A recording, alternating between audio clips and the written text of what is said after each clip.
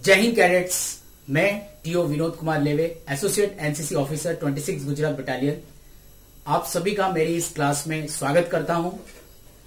दोस्तों, आज का मेरा टॉपिक है नेशनल इंटीग्रेशन एंड अवेयरनेस, राष्ट्रीय एकता और जागरूकता। यह कॉमन सब्जेक्ट का फर्स्ट पार्ट है। इस चैप्टर के अंदर कुल 6 सब सेक्शंस हैं।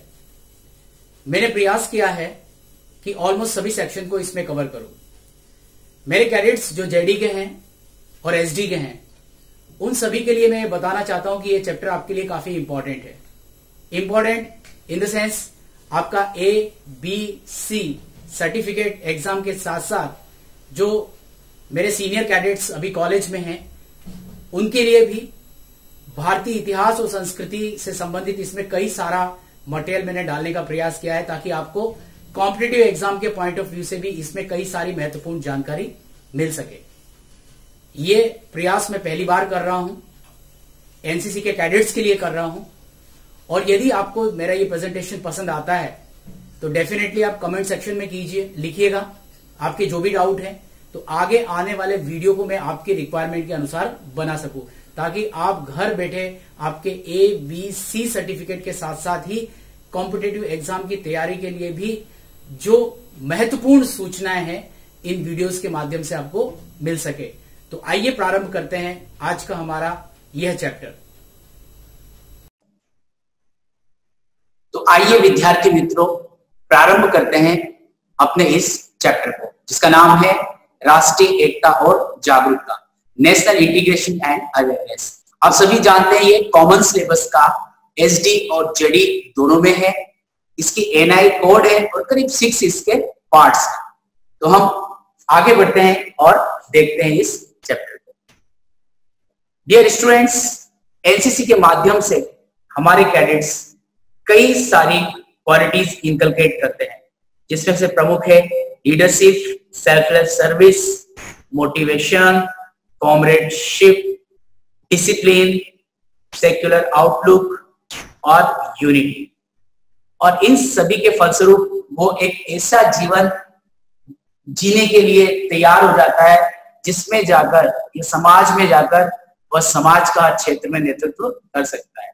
इस चैप्टर के पॉइंट ऑफ व्यू से यदि देखा जाए, जिसका नाम है राष्ट्रीय एकीकरण, तो ये केवल एग्जाम पॉइंट ऑफ व्यू से इंपॉर्टेंट चैप्टर नहीं है, बल्कि एक एनसीसी कैडेट की जिम्मेदारी या आगे जाके उसके कार्यों से संबंधित भी है कि हमें इस प्रकार से कार्य करना है आगे जाके कि इस देश को, इस समाज को अखंड और अविभाज्य बनाया जा सके।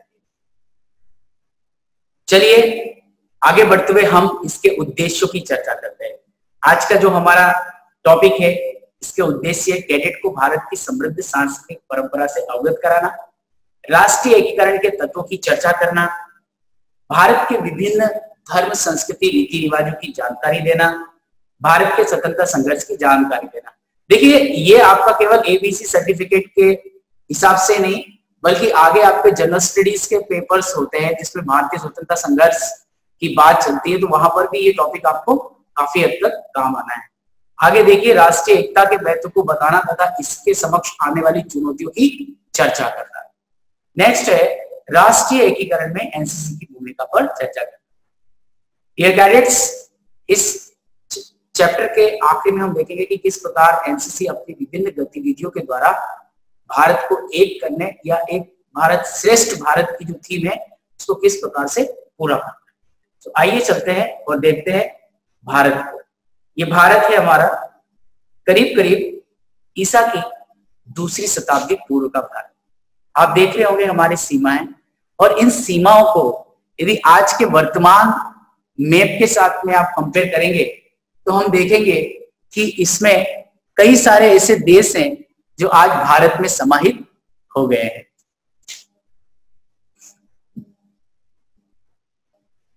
यह है आजादी के पूर्व का भारत। अंग्रेजी शासित क्षेत्रों, जो कि पीले रंग में यहाँ पर दिया हुआ है, और स्वतंत्र रियासतों को पिंक कलर में यहाँ पर दिखाया गया है। यह एक बृहद भारत था जिसमें वर्तमान का पाकिस्तान और बांग्लादेश भी इंक्लूड है। आइए बात करते हैं हम भारत के वर्तमान स्वरूप की। ये हमारे भारत का वर्तमान स्वरूप है। मित्रों, ये तीनों मैप दिखाने का मेरा कारण ये था कि प्रायः आधुनिक इतिहासकार या बहुत सारे तथाकथित बुद्धिजीवी लोग इस बात का जिक्र करते हैं कि 1947 से पहले भारत नाम की कोई राजनीतिक इकाई थी ही नहीं। यह तो अंग्रेज थे जिन्होंने हमें एक देश बनाया। मेरे दोस्तों, ये एकदम गलत बात है। आज से 2000 साल पहले भी भारत एक राजनीतिक इकाई था, जैसे कि पहले वाले मैप में हमने देखा, और समय समय पर राज्यों का स्वरूप परिवर्तित होता रहा है, राज्यों की सीमाएं बदलती रही है, लेकिन भारत का यह भूभाग अपनी जगह पर स्थिर रहा है। दोस्तों, इसका जिक्र पुराणों में भी है कि हिमालय के दक्षिण तथा दक्षिण सागरों के उत्तर के बीच की भूमि को भारतवर्ष कहा जाता है और इसमें निवास करने वाले लोगों को या इस संतति को भारत कहा जाता है। सो दोस्तों, यह हमारी भौगोलिक एकता है। ये ना केवल भौगोलिक, राजनीतिक बल्कि सांस्कृतिक एकता भी सदियों से चली आ रही। हाँ, इसमें थोड़ा बहुत कमोबेश परिवर्तन तभी आया है जब हमारी आंतरिक एकता कमजोर पड़ी। चाहे सिकंदर के समय हमने देखा, या आगे जाके हमने मोहम्मद गजनवी के समय देखा, हमने गुलाम वंश के समय देखा, मुगलों के समय देखा, और बाद में अंग्रेजों के समय देखा कि जब जब भी हमारे देश में आंतरिक कलह हुआ है, हमारे राजाओं के बीच में जब एकता की कमी आई है, तब तक भारत पर विदेशियों ने अपना प्रभुत्व स्थापित किया है। चलिए, हमने आपकी बेहतर समझ के लिए इसको कुछ भागों में बांटा है। पहले भाग में हम बात करेंगे भारत के प्रमुख धर्म, संस्कृति और रीति रिवाजों के बारे में। दूसरे भाग में हम चर्चा करेंगे राष्ट्रीय एकता और उसके महत्व के बारे में। तीसरे भाग में हम बात करेंगे भारत के स्वतंत्रता संघर्ष तथा राष्ट्रीय आंदोलन के बारे में। चौथे भाग में हम देखेंगे राष्ट्रीय एकता के समक्ष प्रमुख बाधाएं। पांचवें भाग में हम देखेंगे अनेकता में एकता के प्रमुख तत्व, और आखिरी भाग में हम देखेंगे राष्ट्रीय एकता में एनसीसी की भूमिका। चलिए मित्रों, आगे हम देखते हैं राष्ट्रीय एकता और राष्ट्रीय एकीकरण का अर्थ। क्या होता है राष्ट्रीय एकता या एकीकरण का अर्थ? जब राष्ट्र के नागरिक सामूहिक भावना से प्रेरित होकर कार्य करते हैं, अपने हितों से राष्ट्र को सर्वोपरि मानते हैं और राष्ट्रीय मूल्यों तथा मान्यताओं के संबंध में एकमत होते हैं, इस सामूहिक पहचान को राष्ट्र का आधार माना जाता है, तो उसे हम राष्ट्रीय एकता या राष्ट्रीय एकीकरण कहते हैं। राष्ट्रीय एकीकरण क्या होता है? एक सिंपल भाषा में यदि मैं कहूं तो एक व्यक्ति अपनी आइडेंटिटी क्या मानता है, अपनी पहचान क्या मानता है। देखिए, यदि मैं अपनी पहचान को सीमित रखूंगा, मैं कहूंगा मैं एक गुजराती हूं, तो हो सकता है कि मेरा मिलना जुलना, मेरा सोचना या मेरी जो लिमिट हो वो गुजरात के अंदर ही होगी, गुजरात के बाहर से लोगों तक होगी, लेकिन उस सहृदयता के साथ में नहीं। लेकिन यदि मैं अपनी आइडेंटिटी या पहचान कहूंगा कि मैं एक भारतीय हूं, तो पूरे भारत के लोग, चाहे गुजराती हो, पंजाबी हो, मराठी हो, बंगाली हो, चाहे कोई भी भाषा बोलते हो, किसी भी क्षेत्र में रहते हो, हम अपने आप को उस पूरे क्षेत्र का ही नागरिक मानेंगे। तो दोस्तों, जब हम अपनी पहचान को हम किस हिसाब से मानते हैं या हम अपने आप को किस आधार पर देखते हैं, इसी को हम राष्ट्रीय एकता का प्रमुख तत्व कह सकते हैं। तो आइए दोस्तों, भाग 1 में हम देखेंगे भारत के प्रमुख धर्म, संस्कृति तथा रीति रिवाजों के बारे में। आप जानते हैं कि भारत कई धर्मों की जन्मभूमि रही है तथा कई ऐसे धर्म हैं जो भारत भूमि पर आके फ्लोरिश हुए हैं। आज हम बात करेंगे इन्हीं में से प्रमुख धर्मों के बारे में जो भारत में प्रायः ज्यादातर लोगों द्वारा माने जाते हैं या अंगीकार किए जाते हैं। पहला धर्म है हिंदू धर्म। यहाँ पर ये वर्ड में यूज कर रहा हूँ, मैं भी जानता हूँ ये परफेक्ट नहीं है, क्योंकि हिंदू धर्म एक जीवन का राह है। इसे हम सनातन धर्म के नाम से भी जानते हैं, वैष्णव धर्म के नाम से भी जानते हैं। फिर भी एग्जाम पॉइंट ऑफ व्यू से मैं आपको बता देता हूँ कि यदि इससे रिलेटेड कई बार पूछ लिया जाता है कि शंकराचार्य कौन से धर्म से संबंधित है, या श्री कृष्ण या राम या विष्णु या अन्य प्रकार से, तो आप जानते ही हो ये 1 मार्क्स में प्राय क्वेश्चन पूछे जाते हैं फिल इन द ब्लैंक्स में या सही जोड़ी में इस प्रकार के। मुस्लिम धर्म के प्रणेता थे हजरत मोहम्मद साहब, या उन्हें मोहम्मद साहब या पैगंबर साहब भी कहा जाता है। सिख धर्म के प्रणेता थे गुरु नानक देव जी। गुरु नानक देव जी इनके पहले गुरु थे, उसके बाद में 10 गुरु हुए। गुरु गोविंद सिंह जी को भी प्रायः इसमें पूछ लिया जाता है। ईसाई धर्म जिसके प्रणेता थे जीसस क्राइस्ट या ईसा मसीह। जैन धर्म के प्रणेता थे महावीर स्वामी, ये 24वें तीर्थंकर थे जैन धर्म के। इसके बाद हम बात करेंगे बौद्ध धर्म की, जिसके प्रणेता भगवान बुद्ध थे। भारत में बौद्ध धर्म का जन्म हुआ और आगे जाके आज विश्व के, या हम कह सकते हैं कि साउथ ईस्टर्न एशिया के ज्यादातर कंट्रीज में और मध्य एशियाई कई सारे देशों में इसके बड़े पैमाने पर फॉलोअर्स मिलते हैं। आगे हम बात करते हैं राष्ट्रीय एकता और उसके महत्व के बारे में। देखिए, राष्ट्रीय एकता क्यों जरूरी है या भारत का एकीकरण क्यों जरूरी है? भारतीय इतिहास इस बात का साक्षी है कि जब जब भी भारतीयों में एकता की कमी हुई है, हमें विदेशियों के समक्ष मुंह खानी पड़ी है। वर्तमान समय में भी भाषावाद यहाँ पर दिख रहा है, ये पॉइंट, ये पॉइंट्स जो है वो वर्तमान समय में हमारी कुछ समस्याएं, जैसे भाषावाद, क्षेत्रवाद, सांप्रदायिकता, इन वर्ड्स की मैं डिटेल में आगे चर्चा करूंगा, इनका मतलब क्या है, तथा जातिवाद, ऐसे कुछ मुद्दे हैं जिनके कारण समय समय पर हमारी एकता और अखंडता खतरे में पड़ जाती है। दोस्तों, इतिहास को यदि आप उठा के देखें तो जब जब भी भारतीयों में एकता की कमी हुई है, तब तक इसका विदेशियों ने भरपूर फायदा उठाया है और भारत का राजनीतिक रूप से भारत पर अधिकार करने में ये लोग सफल रहे। आगे भाग 3 में हम देखेंगे भारत का स्वतंत्रता संघर्ष तथा राष्ट्रीय आंदोलन।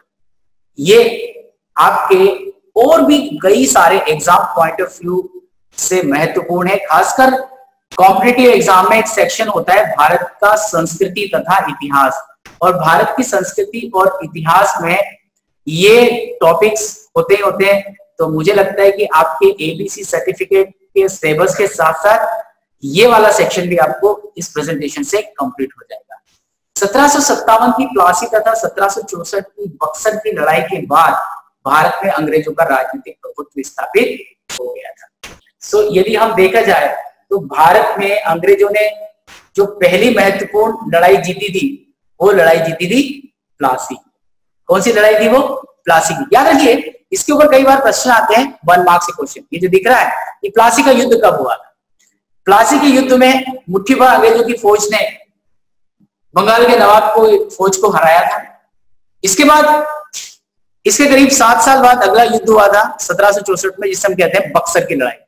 एक्चुअली प्लासी के जो परिणाम थे, कुछ लोगों को लगता था कि एक्सीडेंटल अंग्रेज जीत गए, लेकिन इनके परिणामों पर मोहर लगाने का काम, मतलब इन्हें प्रमाणित करने का काम कि यदि एक नहीं हो गए तो बार बार आपको हारना पड़ेगा, इस बात को चरितार्थ कर दिया बक्सर की लड़ाई ने, जिसमें कई सारे बड़ी बड़ी हस्तियां शामिल हुई थी। मुगल बादशाह थे, अवध के नवाब थे, बंगाल के नवाब भी थे, लेकिन उनको मुनरो के नेतृत्व में जो ब्रिटिश, ये जैसे कह सकते कि ईस्ट इंडिया कंपनी की जो फौज थी, उसने इनको हरा दिया था। इसके बाद ही भारत में अंग्रेजों का प्रभुत्व स्थापित होने लगा था। भारत में मैंने आपको बताया कई सारे राजे रजवाड़े थे, ये सारे प्रायः एक दूसरे से कटे हुए थे, अलग थे और एक दूसरे के प्रतिद्वंदी थे। कई ने तो एक दूसरे को हराने के लिए अंग्रेजों का सहारा भी लिया। तो आप जानते हैं नतीजा क्या हुआ होगा। ये राजा एक एक करके मैसूर, मराठा, निजाम, मुगल बादशाह, अवध, बंगाल, पंजाब, सिंध, राजपूताना के विभिन्न शासक एक एक करके अंग्रेजों से हारते गए और अंत में वही हुआ, ये सभी के सभी अंग्रेजों की गुलामी में आ गए। चलिए, भारत के ये राजा तो हार गए, लेकिन विभिन्न भागों में अंग्रेजी शासन के खिलाफ प्रारंभ से ही विद्रोह प्रारंभ हो गया था। बंगाल का सन्यासी विद्रोह हो या आदिवासियों द्वारा भारत के विभिन्न क्षेत्रों में किए जाने वाला विद्रोह हो, कई सारे विद्रोह इन्होंने किए थे। लेकिन पूरे देश में एक साथ अंग्रेजों के खिलाफ एक अखिल भारतीय स्तर पर जो पहला विद्रोह हुआ था। देखिए, यहाँ पर एक शब्द है विद्रोह। कई इतिहासकार इस वर्ड को यूज करते हैं, लेकिन मैंने यहाँ पर प्रायः कोशिश की है कि वर्ड यूज करूं, स्वतंत्रता संघर्ष। स्वतंत्रता संघर्ष था ये जो अंग्रेजों के खिलाफ था। तो प्लासी की लड़ाई के करीब 100 साल बाद ये स्वतंत्रता संघर्ष हुआ और जिसमें कई सारे प्रमुख लोगों ने भाग लिया, जिनमें रानी लक्ष्मीबाई, तात्या टोपे, मुगल बादशाह बहादुर शाह जफर, वीर कुंवर नारायण जैसे अनेक देशभक्तों ने मातृभूमि को विदेशी शिकंजे से मुक्त कराने के लिए अपने प्राणों की आहुति दी थी। तो दोस्तों ये 1857 के प्रथम स्वतंत्रता संग्राम के बारे में। अब हम बात करते हैं महात्मा गांधी। इस महापुरुष के बिना भारतीय स्वतंत्रता संघर्ष की कहानी ना तो प्रारंभ हो पाती है ना ही समाप्त हो सकती है। तो आइए, जब महात्मा गांधी दक्षिण अफ्रीका से भारत वापस लौटे तो इन्होंने किस प्रकार स्वतंत्रता संघर्ष की पूरी दिशा ही बदल दी। इनके द्वारा जो प्रारंभ किए गए आंदोलन थे उन पर एक एक करके हम नजर करते हैं। पहला 1916 में था चंपारण सत्याग्रह, चंपारण आंदोलन। दूसरा 1917 में खेड़ा आंदोलन। तीसरा 1918 में अहमदाबाद मिल आंदोलन।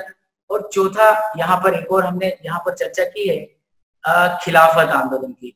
तो देखिए यहाँ पर भी एग्जाम पॉइंट ऑफ व्यू से काफी इंपॉर्टेंट है, ये करीब करीब सभी जगह पर भी आते हैं। महात्मा गांधी ने भारत आने के बाद में पहला आंदोलन कौन सा प्रारंभ किया था? चंपारण सत्याग्रह। या बिहार में कौन सा किया था? वगैरह वगैरह। खेड़ा में कब किया था? 1918 में किसके समर्थन में इन्होंने आंदोलन किया था? कहां पर आंदोलन किया था? इस प्रकार के कई सारे प्रश्न आते हैं। तो ये अहमदाबाद में जो मील मजदूर थे उनके समर्थन में किया था। अब ये जो आंदोलन था इसमें प्रायः गांधी जी प्रत्यक्ष रूप से शामिल नहीं थे, लेकिन उन्होंने अली बंधुओं का इसमें समर्थन किया था और कांग्रेस भी उनके आह्वान पर इसमें शामिल। आगे बढ़ते हुए हम देखेंगे गांधी जी के द्वारा प्रारंभ किए गए और अन्य आंदोलन। इनमें हम बात करते हैं 1921 में प्रारंभ किए गए असहयोग आंदोलन की। गांधी जी का मानना था कि भारत में अंग्रेजी राज भारतीयों के सहयोग से ही सक्षम है, अदरवाइज मुट्ठी भर अंग्रेज पूरे भारत में शासन कैसे चला सकते हैं। दोस्तों मैं आपको एक बात बता दूं कि जब प्रथम विश्व युद्ध चल रहा था तो ये कहा जाता है कि गांधी जी ने सभी नेताओं का आह्वान किया था कि आप अंग्रेज इस समय खराब परिस्थिति में है और नैतिकता ये कहती है कि हमें लोकतांत्रिक जैसे मूल्यों को और फांसीवादी ताकतों को पीछे हटाने के लिए अंग्रेजों का समर्थन करना चाहिए। लेकिन जब युद्ध पूर्ण हुआ तो गांधी जी का ये विचार बदल गया। गांधी जी ने भारतीयों को रियायत देने के बदले इनके ऊपर कई सारे दमनकारी कानून थोप दिए, जिनमें से एक था रोलेट एक्ट। और इसी का विरोध करते हुए जब बाहर कुछ जगह पर जनता आई तो जलियांवाला बाग हत्याकांड जैसे जघन्य अपराधों को अंजाम दिया अंग्रेजों ने। फलस्वरूप महात्मा गांधी को अब इस अंग्रेजी सत्ता से विश्वास उठ गया था। उन्होंने एक अखिल भारतीय आंदोलन प्रारंभ किया। तो असहयोग आंदोलन में उन्होंने भारतीयों से अपील की कि आप अंग्रेजों का सहयोग करना बंद कर दें। विद्यार्थी अंग्रेजी शालाओं में जाना बंद कर दे, जो वकील है वो अंग्रेजी कोर्ट में जाना बंद कर दे, मास्टर जो है वो अंग्रेजी स्कूल में पढ़ाना बंद कर दे, तो अंग्रेजी व्यवस्था अपने आप ही समाप्त हो जाएगी। शीघ्र ही गांधी जी के आह्वान पर एक अखिल भारतीय आंदोलन प्रारंभ हो गया।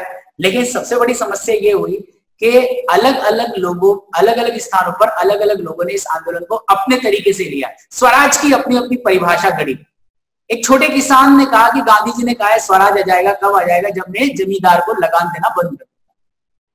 आदिवासी ने कहा कि भाई मेरे लिए स्वराज तब आएगा जब ये जंगल के अंदर जो भी लोग मुझे आके मेरे जीवन को प्रभावित कर रहे हैं उनको मैं खदेड़ के बाहर भगा दूं तो स्वराज आ जाएगा। इस प्रकार कई जगह ये हिंसात्मक भी हुआ और अंततः गांधी जी को ये आंदोलन वापस लेना पड़ा। आगे हम बात करते हैं 1930 में प्रारंभ हुए सविनय अवज्ञा आंदोलन। देखिए सविनय अवज्ञा का अर्थ क्या है? गांधी जी ने कहा था कि अंग्रेजों द्वारा जो भी कानून बनाए जा रहे हैं वो उनकी भलाई के लिए बनाए जा रहे हैं। ये कानून भारतीयों के लिए दमनकारी। तो ऐसा कोई भी कानून जो आपके लिए विभेदकारी है या आपको पीड़ित करता है तो आपको उसका विरोध करने का पूरा हक है। फलस्वरूप गांधी जी ने आह्वान किया एक और नए आंदोलन का और एक बार फिर अखिल भारतीय स्तर पर बहुत से लोग गांधी जी के साथ खड़े हो गए। इसका प्रारंभ दांडी या प्रसिद्ध नमक यात्रा के द्वारा होता है, जब गांधी जी गुजरात के साबरमती आश्रम से अपने 79 सहयोगियों के साथ में पैदल चलते हुए करीब 300 मील का उन्होंने सफर तय किया और गुजरात के सूरत के नजदीक एक स्थान है दांडी, वहां पहुंचे और वहां पर उन्होंने नमक बनाया, मतलब नमक के कानून को तोड़ा। इस प्रकार सविनय अवज्ञा आंदोलन प्रारंभ हुआ। आगे हम देखते हैं भारत छोड़ो आंदोलन 1942। ये भारत छोड़ो आंदोलन की पृष्ठभूमि द्वितीय विश्व युद्ध के कारण बनी। द्वितीय विश्व युद्ध के कारण भारत पे भी जर्मनी और जापान के आक्रमण का खतरा मंडराने लगा।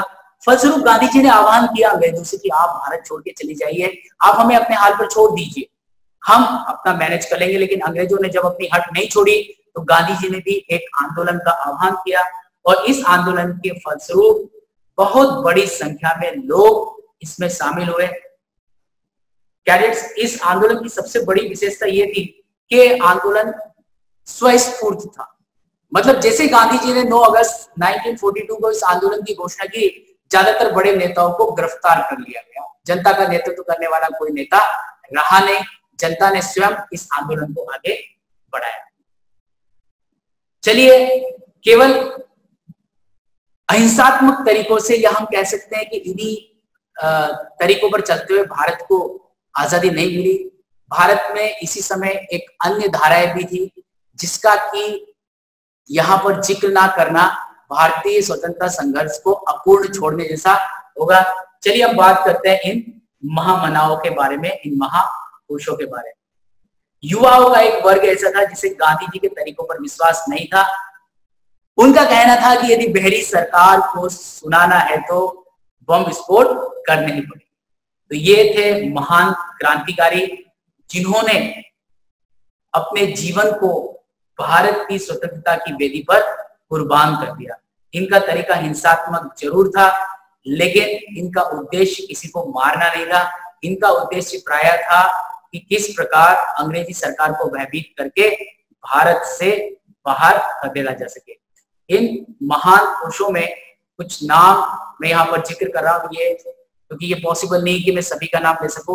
तो जिनके जो प्रमुख थे वो थे चंद्रशेखर आजाद, सरदार भगत सिंह, राज बिहारी बोस, बटुकेश्वर दत्त, राम प्रसाद बिस्मिल, इस्हाक उल्ला खान, खुदीराम बोस। जब खुदीराम बोस को फांसी दी गई तो ये केवल 13 वर्ष के थे। तो आप देख सकते हैं कि आजादी के इन मतवालों की बात ही कुछ निराली है। चलिए आगे बढ़ते हैं और हम देखते हैं राष्ट्रीय एकता के समक्ष चुनौतियों की। दोस्तों, सबसे पहली चुनौती जो भारत के समक्ष बार बार आई है वो है सांप्रदायिकता। सांप्रदायिकता कम्युनलिज्म भी कहा जाता है। सांप्रदायिकता क्या होती है? देखिए, सांप्रदायिकता होती है एक विचारधारा, आप कैसे सोचते हैं। मैंने शुरू में ही बात की थी आइडेंटिटी की। आइडेंटिटी आपके राष्ट्र का निर्माण करती है। इसी प्रकार आइडेंटिटी या पहचान की भावना भी किसी समाज को तोड़ने में बहुत महत्वपूर्ण कार्य है। सांप्रदायिक सोच का मतलब क्या होता है? सांप्रदायिक सोच और धार्मिक सोच में यहाँ पर अंतर है। सांप्रदायिक सोच का मतलब है इस समाज का आधार ही मेरा धर्म है, मेरा धर्म ही सबसे श्रेष्ठ है, मेरे धर्म के अंदर जो बात की गई है वही सत्य है, बाकी सब असत्य है। मेरे धर्म के मानने वालों के हित बाकी धर्म के मानने वालों के हितों के कभी समान नहीं हो सकते। ये सोच होती है सांप्रदायिकता, और इसके कारण भारत को बहुत नुकसान उठाना पड़ा है। आप देखते हैं कि 1947 में भारत और पाकिस्तान का विभाजन करीब करीब इसी सोच का परिणाम था, और आज भी भारत में कई बार हमें सांप्रदायिक दंगे देखने को मिलते हैं। इसी से संबंधित है भाषावाद। जब केवल आपकी आइडेंटिटी एक भाषा के साथ जोड़ ली जाती है या आपकी पहचान केवल एक भाषा के साथ जोड़ ली जाती है, तब यह एक भाषावादी सोच होती है। प्राय इसके कारण भी कई बार भारत की एकता और अखंडता खतरे में पड़ी है। एग्जाम्पल है, जब 1947 के बाद भारत में संविधान का निर्माण हो रहा था तो हिंदी को राष्ट्रभाषा बनाने के मामले में एक बहुत बड़ा विवाद खड़ा हो गया था, और ऐसा लगने लगा था कि ऐसा ना हो कि भारत के फिर अखंडता को खतरा पहुंचे। तो ये भी समस्या ऐसी थी जो आज उतनी दिखती नहीं, लेकिन किसी समय ये भारत की एकता को काफी प्रभावित कर रही थी। अगला है क्षेत्रवाद। क्षेत्र के आधार पर भाई हम उत्तर भारत के लोग, हम दक्षिण भारत के लोग, हम पश्चिम भारत के लोग, हम पूर्व, इस प्रकार कोई भी क्षेत्र को आधार बना के अपनी पहचान स्थापित करना, यह एक प्रकार का क्षेत्रवाद होता है। इसके कारण भी राष्ट्रीय एकता प्रायः खतरे में पड़ती है। जातिवाद, तो जातिवाद भारतीय सामाजिक व्यवस्था पर मैं तो कहूंगा एक कलंक है, जिसने मनुष्य के द्वारा मनुष्य के शोषण को आगे बढ़ाया। जातिवाद के कारण से भारतीय समाज में कई बार विघटनकारी परिस्थितियां आई है, लेकिन भगवान की दया से आज स्थिति काफी अच्छी हो चुकी है और इस समस्या से हम काफी हद तक निराकरण कर चुके हैं। अगला है आर्थिक असमानता। आर्थिक असमानता काफी महत्वपूर्ण है। आर्थिक असमानता भी समाज के अंदर बिखराव लाती है। जब अमीर और गरीब दो वर्ग में समाज बढ़ जाता है, तब समाज के बिखराव की संभावना भी काफी हद तक बढ़ जाती है। तो ये, इसके साथ ही एक और है विदेशी तत्व। देखिए, किसी भी देश को आंतरिक रूप से तोड़ने के लिए भी विदेशी तत्व प्रायः हावी रहते हैं और वह कतिपय प्रयास करते हैं जिससे कि उस देश की आंतरिक एकता को तोड़ा जा सके। तो राष्ट्रीय एकता के समक्ष चुनौतियों में हमने पढ़ा सांप्रदायिकता, हमने पढ़ा भाषावाद, हमने देखा क्षेत्रवाद, जातिवाद, आर्थिक असमानता, विदेशी तत्व। प्रिय विद्यार्थी मित्रों, ये आपके ABC सर्टिफिकेट एग्जाम के लिए बहुत ही महत्वपूर्ण प्रश्न है, क्योंकि इससे संबंधित कई बार 10 मार्क्स में प्रश्न पूछे जाते हैं। चलिए आगे बढ़ते हैं और हम देखते हैं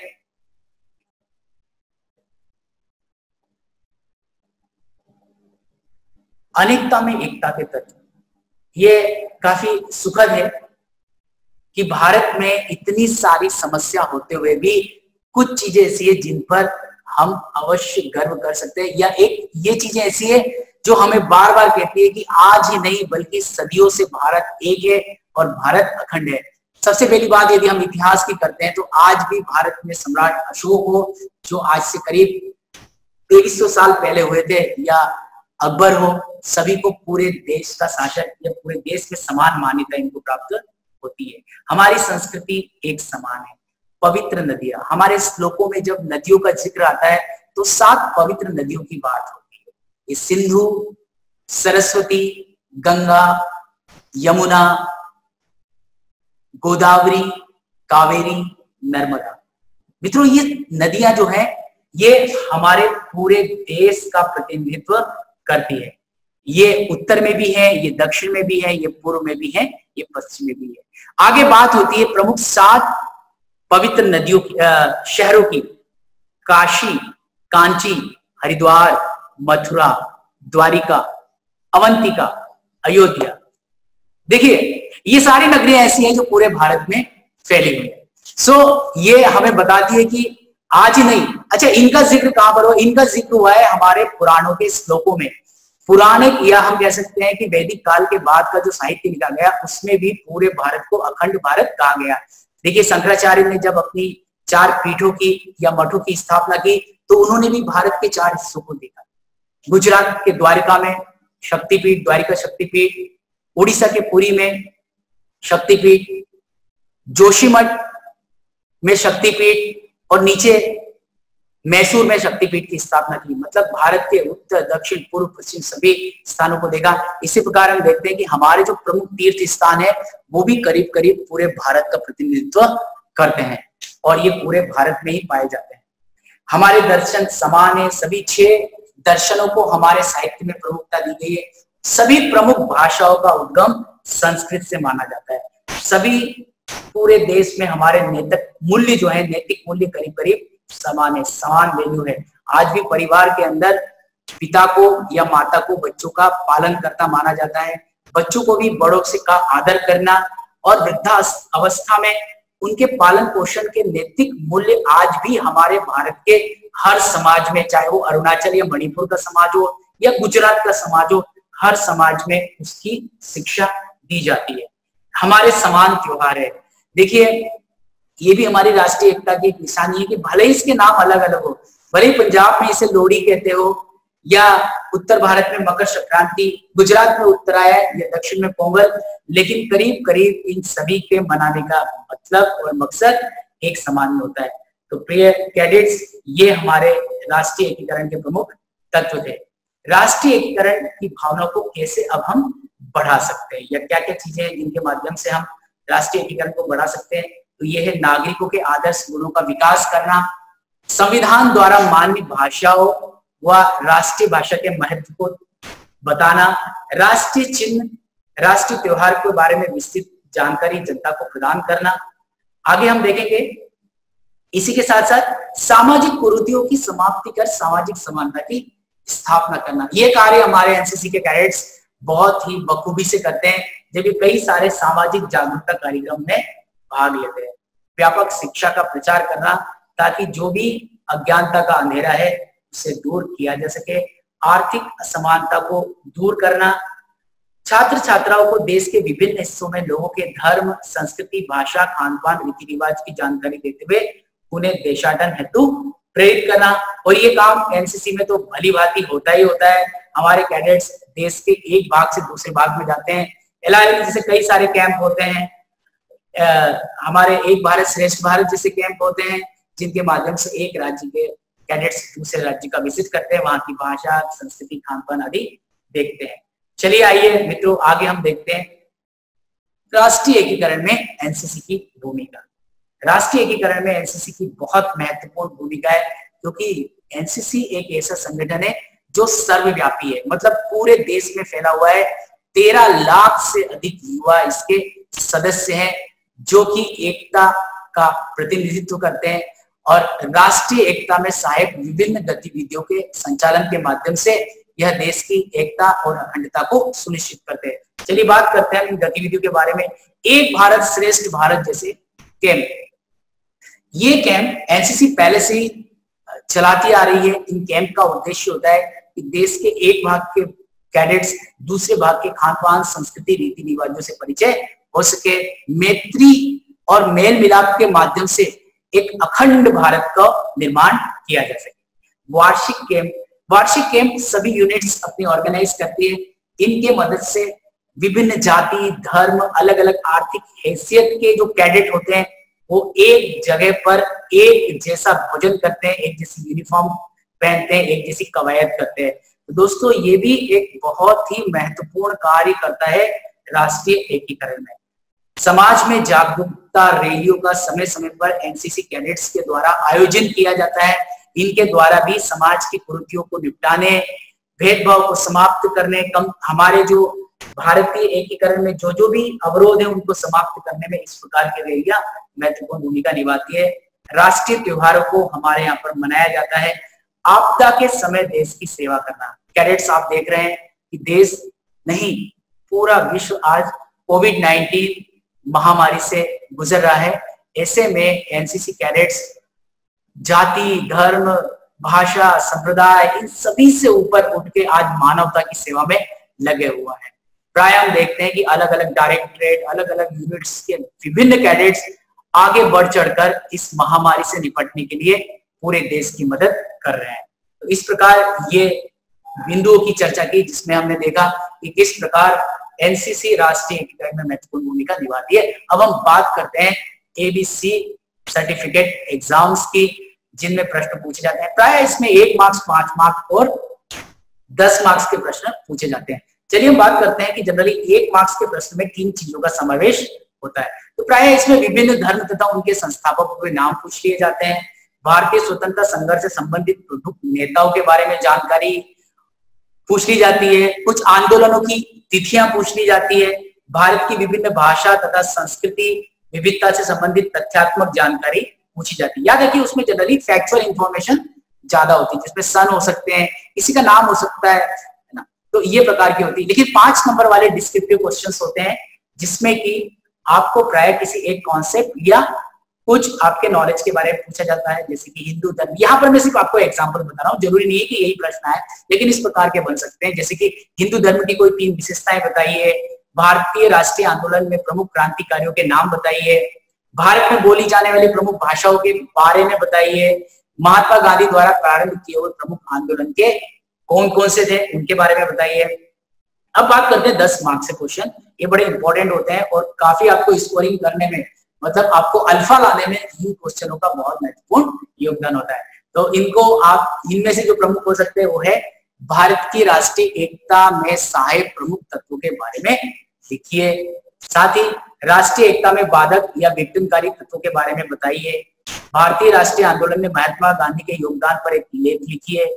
भारत के लिए राष्ट्रीय एकता के महत्व पर प्रकाश डालते हुए विभिन्न बिंदुओं को इंगित कीजिए। राष्ट्रीय एकता में एनसीसी की भूमिका पर उल्लेख करते हुए राष्ट्रीय एकीकरण में सहायक एनसीसी की प्रमुख गतिविधियों के बारे में बताइए। दोस्तों एक बात मैं आपको बता देता हूं कि जिस प्रकार मैंने यहाँ कुछ बुलेट्स डाले हुए हैं, हमेशा जब भी आप एनसीसी एबीसी सर्टिफिकेट के एग्जाम के जब आंसर लिखते हैं और खास करके डिस्क्रिप्टिव बड़े आंसर लिखते हैं, तो अपने आंसर को जरूर पॉइंट में लिखिए, आपको इससे काफी अच्छी स्कोरिंग होगी। चलिए, तो आज के लिए इस प्रेजेंटेशन में इतना ही। सो कैडेट्स, मुझे यकीन है कि आपको ये वीडियो जरूर पसंद आया होगा। इसी प्रकार के आगे वीडियोस देखने के लिए या एनसीसी से संबंधित कोई भी जानकारी देने के लिए आप इस कमेंट सेक्शन में अपने सुझाव जरूर लिखिए, ताकि जब भी आपको जरूरत पड़े मैं आपके रिक्वायरमेंट के अनुसार वीडियोस बना सकूं, आपको आपका इच्छित मटेरियल प्रदान कर सकूं। और याद रखिए, हमेशा यूनिटी एंड डिसिप्लिन हमारा मुख्य मोटो है। तो इस चैप्टर से जरूर सीखिएगा, ना केवल एग्जाम पॉइंट ऑफ व्यू से, बल्कि देश के एकीकरण में एनसीसी और हमारे कैडेट्स को एक महत्वपूर्ण भूमिका निभानी है। तब तक के लिए जय हिंद, जय भारत।